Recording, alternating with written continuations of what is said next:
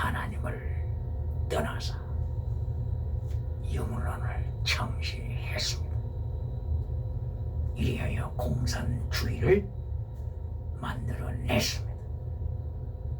이 공산주의 유물론 주체 사상이 오늘날 한반도 이북까지 들어와서 무서운 하나님의 백성들을 노예로 짓밟고 있지 않습니까? 평양의 장대행 교회 1907년도에 성령 충만하게 임하셨던 장대행 교회를 오늘도 유물론 주체 사상 우상이 밟아버리고 있지 않습니까? 바로 유물론에서 승리하는 비결이 무엇입니까? 이것을 성경은 말씀하고 있습니다.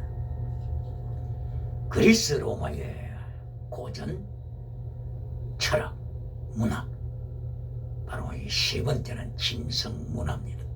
첫째, 다신화, 둘째, 유물론, 셋째, 짐승 문화입니다. 짐승 문화. 제우스 신이 자기 욕망을 채우기 위하여 짐승으로 변합니다. 신이 짐승으로 변하여 욕망을 채웁니다. 오히려 변하고 하는 여인을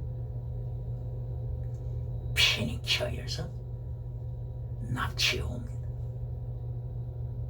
납치해 와서 그리스의 그레데 섬 지중해에 있는 그레데 섬에서 같이 삽니다. 욕망을 위해서라면 짐승으로 변하리라. 그리스 철학, 짐승 문화를 만들어냈습니다.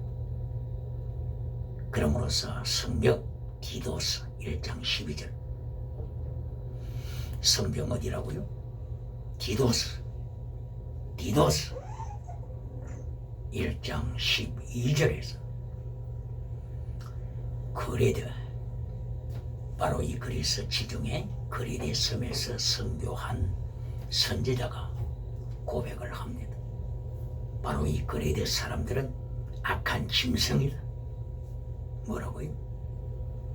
그리스 그레데 지중해 한복판에 살고 있는 바로 이 그레데의 사람들은 악한 짐승이라, 거짓말장이라, 거짓말 철학을 만들어내는 악한 짐승이라. 그 말이 참되도다. 이렇게 디도서 1장 12절 이하에서 말씀합니다. 저들은 입술로는 하나님을 찬양하지만 저들의 행위로는 하나님을 대적하는 자라고 하나님께서 저들을 책망하십니다. 이렇게 짐승 문화가 세 번째로 유럽에서 나타났습니다. 그 결과가 무엇입니까? 영국의 찰스 다윈이 짐승에서 인간이 만들어졌다고 주장하는 진화론, 찰스 다윈이 진화론을 만든 것은 이러한 유럽의 짐승주의 철학을 배경으로 한 것입니다. 원숭이가 사람이 되다, 짐승이 변하여 사람이 되다, 아메바가 변하여서 인간이 되다. 그러므로 인간 짐승, 인간 먼지, 인간 물질, 그러므로 점령하고 죽여라. 수천만을 죽여도 저들은 하나님 앞에 무릎 꿇지 않았습니다.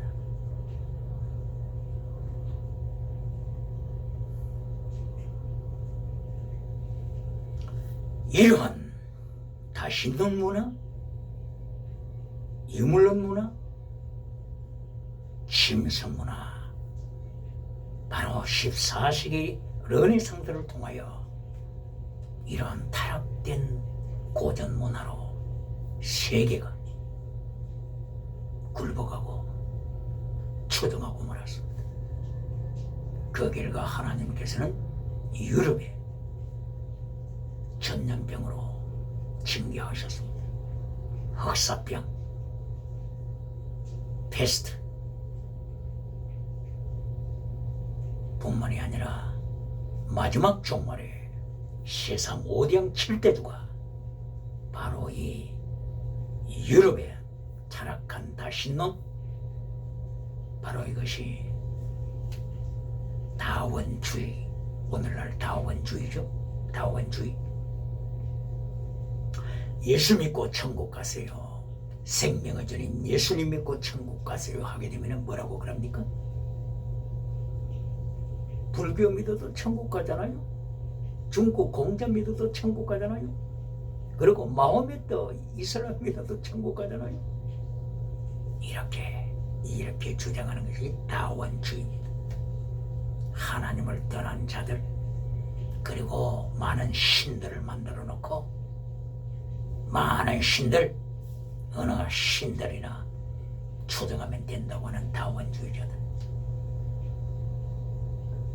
이것이 오늘 5대양 7대주가 그리스도의 인본주의 철학을 따라간 결과입니다. 그리고 유물론을 통하여서 공산주의자들이 세상을 밟고 있습니다.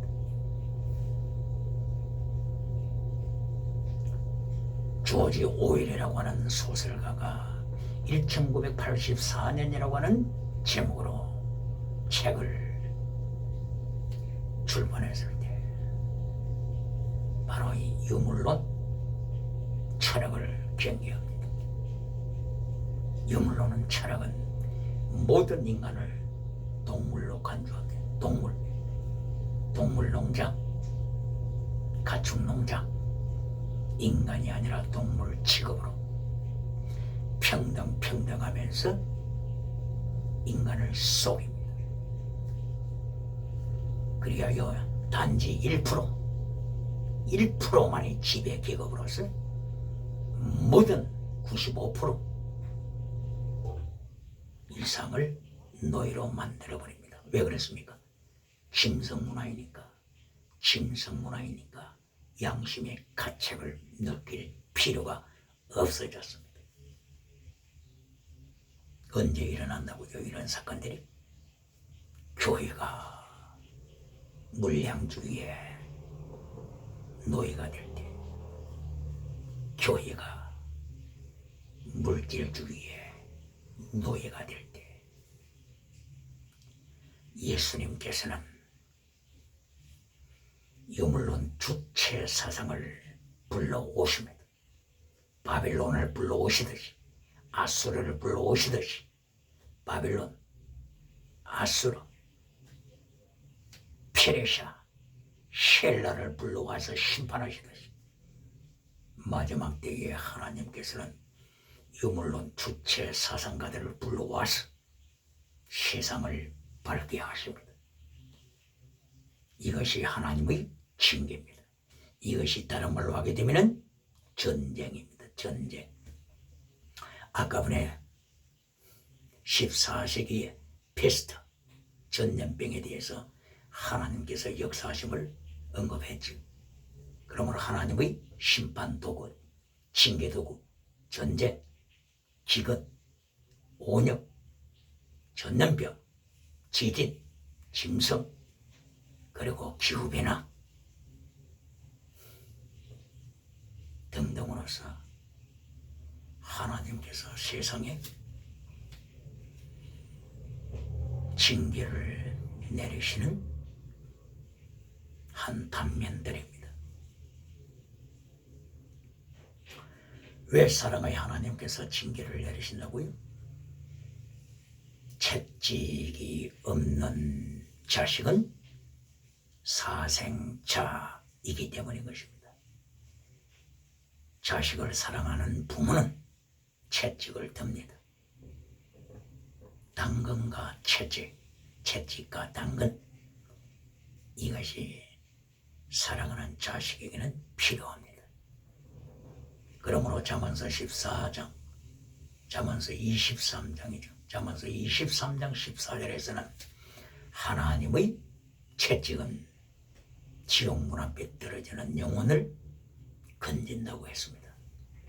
하나님의 채찍, 이것만이 지옥에 떨어지는 영혼을 회개케 만드십니다. 그러므로 이사야 선지자는 이사야서 26장 9절 말씀을 통하여 하나님의 징계, 하나님의 심판은 세상을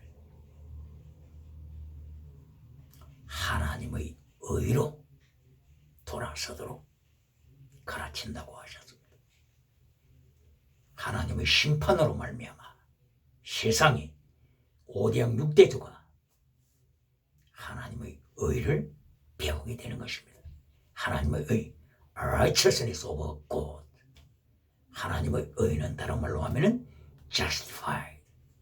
justified를 다른 말로 하게 되면은 믿음입니다. 믿음. 하나님의 징계로 세상을 믿음으로 돌아오도록 가르치십니다. 그러기에 하나님께서는 징계하십니다. 그래서 하나님께서는 교만해진 다윗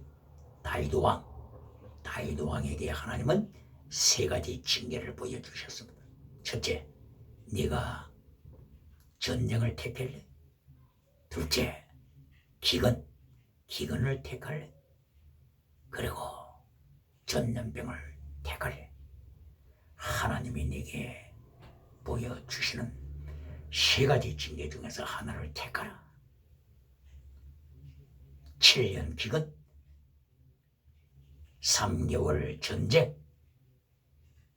3개월 전쟁, 우크라이나, 러시아 사이에 전쟁이 일어나고 있습니다.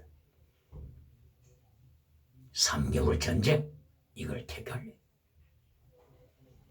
그리고 전염병, 네가 전염병을 택할래? 팬데믹, 코로나 바이러스, 코비드-19, 오미크론, 어느 걸 택할래? 다윗은 전염병을 택했습니다. 이것이 사무엘하서 24장 12절 이하 역대상 21장이죠. 21장 12절 이하. 여기서 다윗은 하나님이 제시하시는 징계들 중에서 전쟁을 택하지 않고, 그리고 기근을 택하지 않고 전염병을 택했습니다. 사흘 동안의 팬데믹, 전염병, 사흘이라고 하는 기간을 정하셨다고 하는 이것은 얼마나 전염병이 강한 것이었던가를 하나님이 보여주신 것입니다. 사흘 동안에 몇 명이 죽었습니까? 7만 명이 전염병으로 죽었습니다. 그러면 3년, 만약에 하나님이 3년 동안 전염병을 보내신다면 얼마나 많은 사람이 죽겠습니까?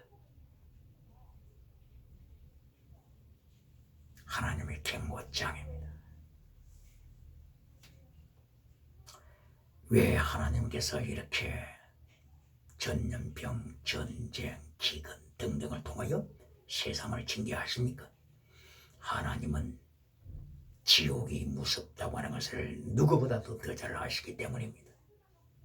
창세기 1장 2절, 땅이 혼돈하고 공허하며 어둠이 깊음이 있다. 바로 이 깊음이 타라타로스, 테홈, 원어로는 테홈입니다.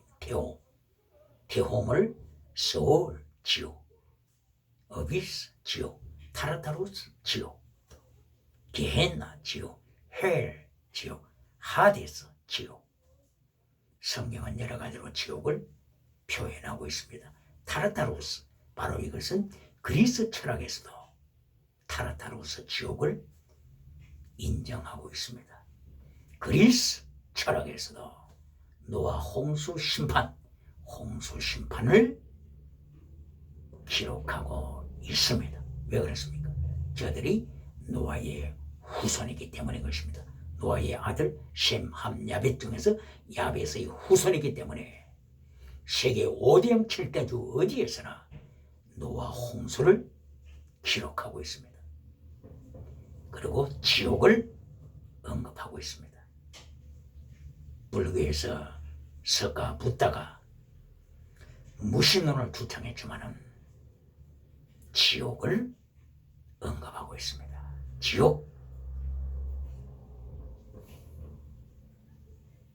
바로 이것은 창세기 1장 2절 깊음, deep, soul, abyss, 타르타루스.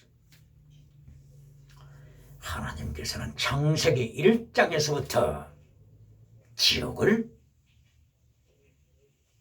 선포하심을 인류는 기억해야 합니다. 이래야 마침내 민수기 제20장에서 가데스 바네아에 다시 도착했습니다. 38년 만에 다시 가데스 바네아에 도착했습니다. 이것이 인생입니다. 가데스 바네아에서 하나님께서 돌아서라, 홍해길로 들어가라, 광야로 들어가라, 하나님께서 명령하시라. 인간들은 열심히 달린다고 달리지만은 알고 보니까 결론적으로는 제자리 걸음이었습니다. 자기가 선 위치를 확인해 보니까 다시 가데스 바네아. 가데스 바네아는 가나안 땅의 가장 남쪽 경계 지역입니다. 팔레스틴의 가장 남쪽 경계 지역 가까이에 있습니다. 가데스 바네아 사막입니다. 바로 이 지역이 에돔 족속들이 가까이서 살고 있는 에덴 나라의 빈두리가 되고 있습니다. 바로 이 가데스 바네아에서 또다시 하나님을 향하여 대적합니다. 또다시 모세와 아론을 향하여 무리들이 대적을 합니다. 모세를 향하여 우리를 왜 출애굽시켰느냐? 우리를 광야에서 죽이려고 끌고 나왔느냐? 물이 없다. 우리는 목말라 죽노라. 모세와 아론을 대적하자 모세와 아론이 다시 한번 하나님 앞에서 엎어졌습니다. 하나님, 저는 죽습니다. 살리든지 죽이시든지 뜻대로 하소서. 하나님의 성막 앞에 다시 모세와 아론이 엎어졌습니다. Falling face down. 배를 깔고 복부를 땅에 깔고 엎어져 누웠습니다. 납작 엎드려 누우니까 하나님의 영광이 갑자기 나타나서 그 무리들, 원망하는 무리들에게 하나님의 두려움감을 주셨습니다.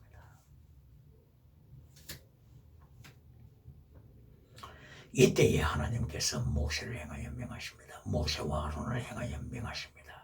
모세야, 네 지팡이가 어디 있느냐? 지팡이. 모세야, 지팡이를 네 손에 꽉 쥐어라. 그리고 백성들을 반석 앞으로 모이게 해라. 너는 아론과 함께 반석 앞에 서라. 그리고 반석을 향하여 명하되 말로써 명하여 물이 쏟아지게 하라. 말, speak to the rock. 말로 하라. 그러면 물이 반석에서 나와서 네 백성과 모든 가축에게 물을 먹이게 하리라. 이때의 모세와 아론은 하나님의 명령대로 반석 앞에 섰습니다. 그리고 그 많은 무리들을 반석 주위로 불러 모았습니다. 그리고 모세의 손에는 지팡이가 들려 있습니다. 이때에 모세는 무리들을 향하여 그 백성들을 향하여서 소리칩니다. 너 반역자들아, 반역자들아,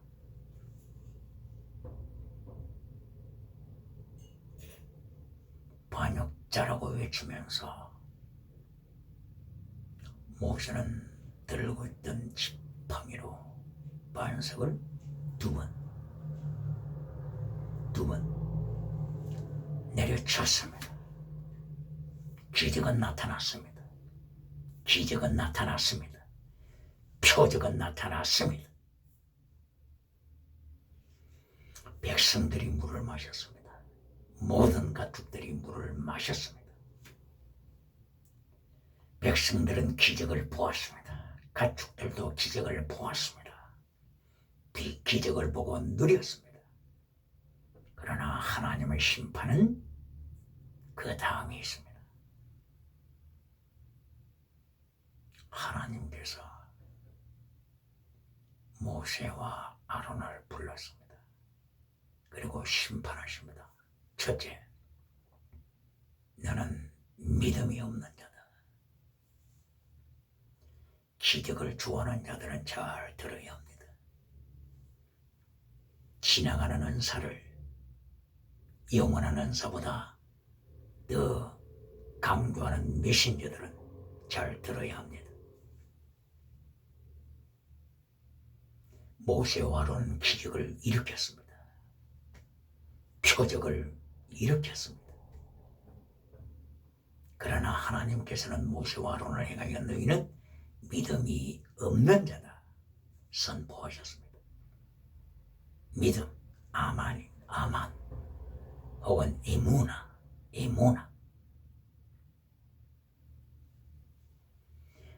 하박국 2장 4절을 통하여 오직 너희는 믿음으로 말미암아 살리라. 바로 이 믿음, 이것이 에무나입니다. 에무나. 그런데 하나님께서는 모세를 향하여 너는 에무나가 없다. 아만이 없다. 아론아, 네가 에무나가 없다. 아만이 없다. 너는 믿음을 가진 자가 아니다. 너는 믿는 자가 아니다. 너는 믿는 자가 아니다. 하나님께서 기적을 일으킨 모세를 향하여 아론을 향하여 너는 믿음이 없는 자라고 죄송합니다. 믿음이 없는 자라고 명하십니다. 믿음이 없는 자, 믿음이 없는 모세, 믿음이 없는 아론, 믿음이 없는 자라고 하나님께서 말씀을 하셨습니다. 그리고 두 번째, 너는 거룩함을 막았다. 하나님의 거룩함, 가도시를 막은 자, 가도시를 방해한 자, 거룩함을 방해한 자, 하나님의 가도시, 하나님의 거룩하심, 하나님의 거룩하심을 막은 자, 바로 하나님께서는 모세와 아론에게 두 가지를 책망하셨습니다. 믿음이 없는 자, 둘째, 거룩함을 파괴시키는 자, 에무나를 파괴시키는 자, 에무나를 파괴시키는 자, 가도시를 파괴시키는 자. 두 가지를 말씀하시고 모세야 아론아 잘 들으라. 너희는 표적을 행했지만 너희는 기적을 행했지만 젖과 꿀이 흐르는 가나안 땅에 들어갈 수가 없다. 너희는 광야에서 죽어야 한다. 광야에서 죽어야 한다.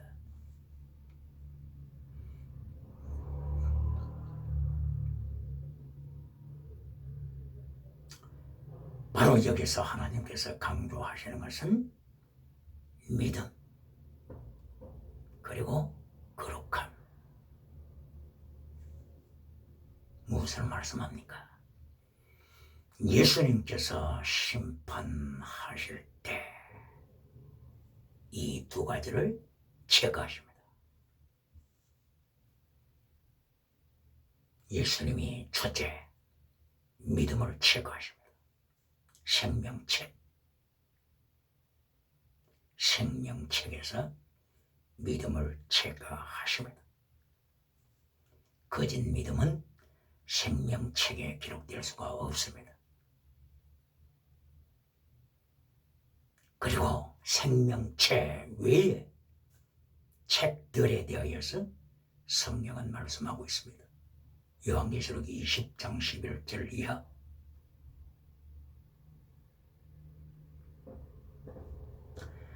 출애굽기 32장 32절 이하에서도 생명책에 대하여서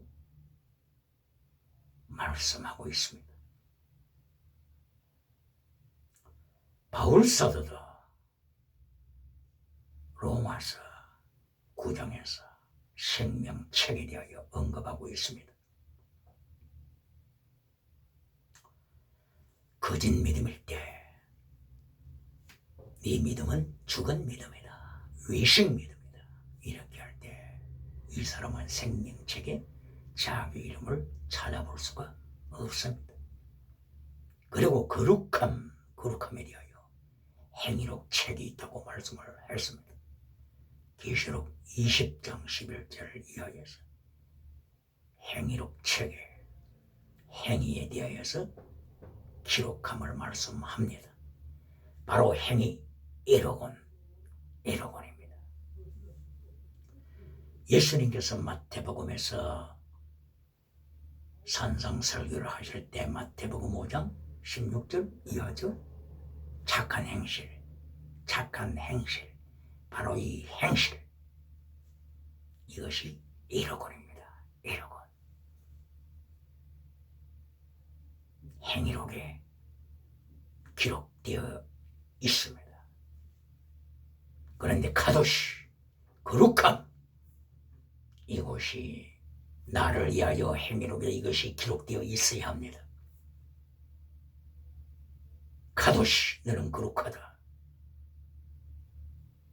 그런데 모세를 행하여 기적을 행한 모세를 행하여 기적을 행했던 아론을 행하였어. 표적을 행한 모세와 아론을 행하여서는 너는 거룩함을 파괴시킨 자다. 오늘날 오직 믿음만 전하는 메신저가 있습니까?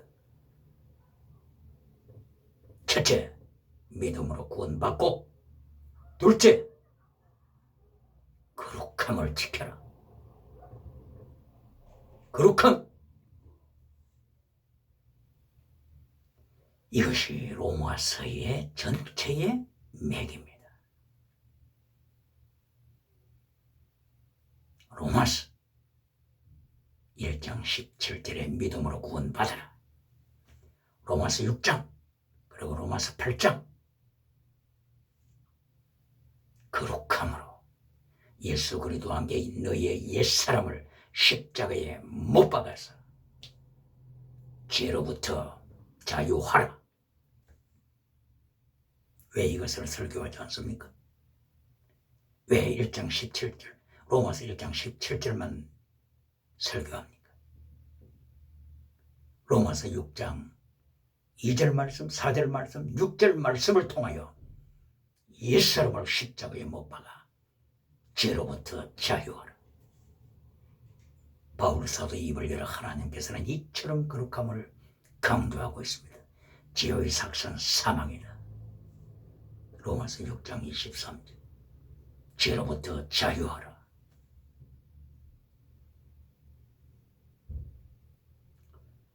로마서 8장을 통하여서 하나님께서는 다시 한번 하나님의 백성들에게 네가 육신대로 살면 반드시 죽는다. 육신대로 살면 반드시 죽는다. 쌀국수로 따라 살면 반드시 죽는다. 그러나 성령으로 네 육체를 제지시키라. 성령으로 너의 삶을 통치하라. 그러면 살려라. 이것이 사람의 말입니까? 바울 사도의 입을 열었어. 믿음을 강조했던 바울 사도의 입을 열었어. 하나님께서 로마서 8장 13절 이하를 통하여 강조하시는 하나님의 말씀입니다. 그리고 로마서 12장 1절을 통하여서 네 자신을 하나님이 거룩하신 산 제물로 드리라. 이 세대를 본받지 말고 이 세대 본받지 말고 이 세대 로마 철학을 본받지 말고 이 세대 그리스의 유물론 철학을 본받지 말고 짐승주의 철학을 본받지 말고 다신론 철학을 본받지 말고 다원주의 철학을 본받지 말고 네 자신을 하나님이 기뻐하시는 거룩한 산 제물로 순교신앙으로 바쳐라. 이리하여 아굴라와 브리스길라가 로마서 16장 마지막 장에서 하나님 앞에 제물로 바치는 모습을 언급하고 로마서는 끝납니다. 이렇게 로마서에서도 홀리니스 거룩을 강조하고 있지 않습니까?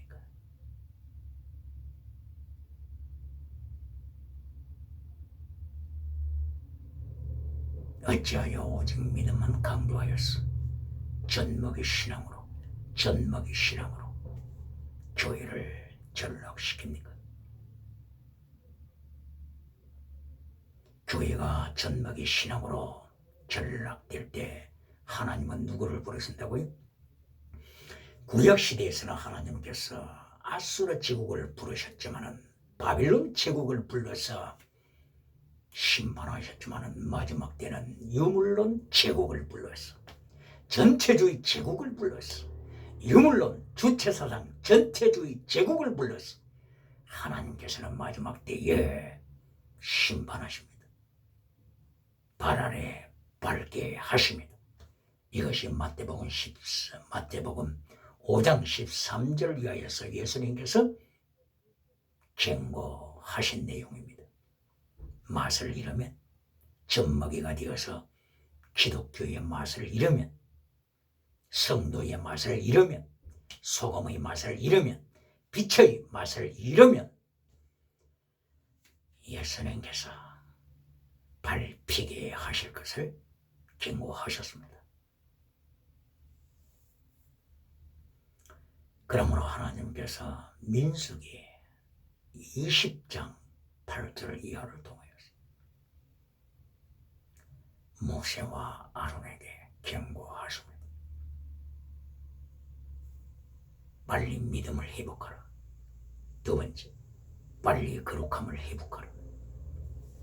거룩함, 이것을 다른 말로 하게 되면 구약 시대에서는 체덱, 미시바드, 헤세드입니다. 신약에서는 피스티스, 크리시스, 엘레오스. 마태복음 23장 23절 믿음, 진리, 사랑입니다. 언제 예수님께서 오직 믿음, 피스티스만 강조하셨습니까? 믿음, 피스티스 더하기 크리시스, 정의, 엘레오스, 사랑, 사랑하되 죽기까지 사랑하는 순교, 신앙. 이것이 예수님께서 강조하신 예수님의 메시지, 하나님의 말씀입니다. 구약시대에서는 체덱, 미시바드, 헤세드. 창세기 18장 19절을 통하여 하나님께서 아브라함을 만났습니다. 그리고 하나님께서 소돔 고모라, 하나님의 말씀을 던져버린 소돔 고모라를 심판하실 것을 경고하셨습니다. 바로 소돔 고모라를 하나님이 아브라함에게 보여주시면서 체덱, 미시바드, 헤세드를 버린 소돔 고모라를 심판할 것이다. 그러므로 아브라함아 잘 들으라. 내가 너를 왜 불렀느냐? 내가 너의 후손을 왜 세웠느냐? 곧바로 하나님의 도, 여호와의 도, 체대, 미시밭, 헤세드를 지키라고 너와 네 후손을 불렀다. 그러므로 똑바로 가르쳐라. 만약에 체대, 미시밭, 헤세드, 믿음, 진리, 사랑하되 목숨을 다하는 순교 사랑으로 나가지 않으면 너도 소돔 고모라와 같이 바빌론에 밟히게 할 것이다. 아수르에 밟히게 할 것이다. 포로가 되게 할 것이다. 잘 들어라. 실물 교육이다. 탁상 교육이 아니다. 바로 소돔 고모라 불타는 저 모습을 내게 보여준다. 그리고 내가 내게 명한다. 너를 갈대아 우리에서 불러낸 목적, 그리고 네 자손들을 하나님의 자녀로 부르신 목적, 체득, 미시바드, 헤셋, 믿음, 진리, 사랑, 목숨을 다하는 순교신앙, 여호와의 도, 바로 이 여호와의 도를 너와 네 후손에게 가르치기 위하여 내가 너를 갈대아 우리에서 불러냈다. 그리고 실물 교육으로서 소돔 고모라의 불타는 모습을 네 육안으로 보게 한다. 이렇게 하나님께서는 구약을 통해서도 오직 믿음만 아니라 믿음으로 구원받고 빛으로 살라, 소금으로 살라, 여기 실패할 때 밟히게 할 것이다. 하나님께서 명하신 것입니다.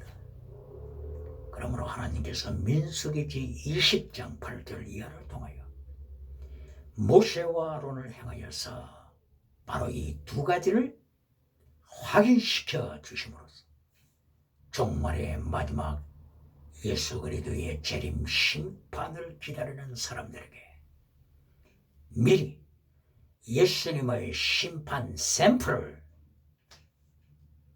예고하신 것입니다. 미리 보여주셨습니다. 지혜자는 심판 내용을 마음속에 깊이 새기고 최후의 승자가 되기 위하여서 달려갑니다. 그러므로서 구약 전체와 신약 전체, 결론적으로는 믿음과 거룩함입니다. 이것을 거룩함을 세 가지로 나누면 체덱, 미시바트, 헤셋. 신약시대의 거룩함을 세 가지로 나누면 피스티스, 크리시스, 엘레오스입니다. 데살로니가 전서에서도 하나님께서 바울 사도를 통하여서 무엇을 강조하셨습니까? 바울 사도를 통하여서 강조하신 하나님의 말씀, 하나님의 뜻은 이것이니 너희의 거룩함이다. 데살로니가 전서 4장 3절이죠. 그리고 4장 데살로니가 전서 2장 8절은 무엇입니까? 내가 너희에게 복음을 전하노라. 그러나 복음뿐만이 아니라 우리의 목숨까지도 너희에게 주노라. 순교신앙, 목숨까지 하나님 앞에 바치는 순교신앙을 바울 사도는 고백합니다. 그러므로 2장에 순교신앙, 그리고 데살로니가 전서 4장 3절에 거룩함, 그리고 데살로니가 전서 1장 3절에